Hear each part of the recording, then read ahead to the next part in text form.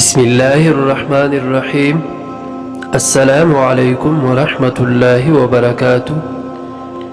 حضرت سہل بن عبداللہ رضی اللہ عنہ سے مروی ہے، فرماتے ہیں ابتدائی زمانہ میں ایک دن میں وضو کر کے جامع مسجد کو گیا۔ میں نے دیکھا کہ مسجد بھر گئی اور امام صاحب خطبہ کے واسطے ممبر پر چڑھ رہے تھے۔ میں بے ادبی کر کے لوگوں کو پلانگتا ہوا پہلی صف میں جا بیٹھا۔ میری سیدھی جانب ایک خوبصورت نوجوان خوشبو لگائے اونی چادر اوڑھے بیٹھا تھا۔ مجھے دیکھ کر کہنے لگا، تیرا کیا حال ہے اے سہل؟ میں نے کہا، اچھا ہوں، لیکن متفکر رہا کہ اس نے مجھے کیسے پہچانا اور میں اسے نہیں جانتا تھا۔ اچانک مجھے پیشاب کی سوزش ہونے لگی۔ اب مجھے یہ اندیشہ ہونے لگا کہ اگر پیشاب کے واسطے جاتا ہوں تو لوگوں پر پلانگنا ہوتا ہے، اور اگر نہ جاؤں تو نماز جاتی ہے۔ پھر اس نے کہا، کیا تمہیں پیشاب کی تکلیف ہوتی ہے؟ میں نے کہا، ہاں۔ اس شخص نے کندھے پر سے چادر اتاری اور مجھے اڑا کر کہنے لگا، جلدی سے قضائے حاجت کر کے آ کر نماز میں شامل ہو جاؤ۔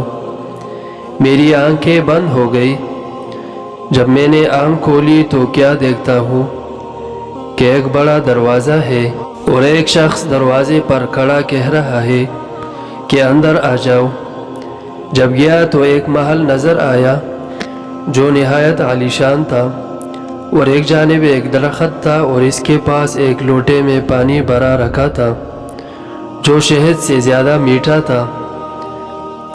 وہی پیشاب کرنے کی جگہ بھی تھی اور مسواک اور رومال بھی تھا۔ میں قضائے حاجت سے فارغ ہوا اور وضو کر رہا تھا کہ ایک شخص کی آواز آئی کہ اگر تو اپنا کام کر چکا ہو تو کہہ دے۔ میں نے کہا، جی ہاں۔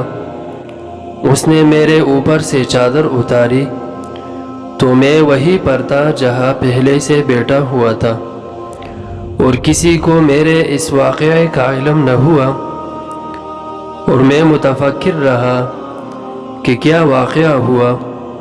کبھی اپنے نفس کی تصدیق کرتا اور کبھی تکذیب کرتا تھا۔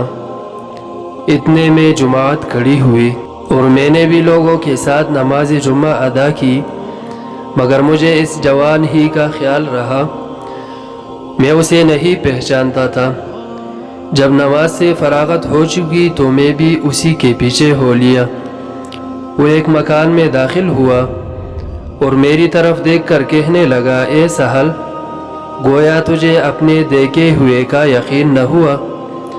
میں نے کہا، بالکل نہ ہوا۔ فرمایا، اچھا داخل ہو۔ دروازے میں نے دیکھا تو بعینہ وہی دروازہ تھا۔ جب اندر پہنچا تو وہی مکان، وہی درخت، لوٹا اور گیلا رومال سب کا سب موجود تھا۔ میں نے کہا، آمنت باللہ۔ پھر فرمایا، اے سہل، جو اللہ کی اطاعت کرتا ہے ہر شے اس کی اطاعت کرتی ہے۔ اے سہل، اسے ڈھونڈو تو تم پالو گے۔ یہ سن کر میری آنکھوں میں آنسو ڈبڈبا آئے۔ انہوں نے میرے آنسو اپنے ہاتھ سے پونچھے۔ پھر جب میں نے آنکھیں کھولی تو نہ وہ جوان تھے نہ محل۔ میں تھوڑی دیر تک متحیر رہا۔ ان کی صحبت فوت ہو جانے پر پھر اپنی عبادت میں مشغول ہو گیا۔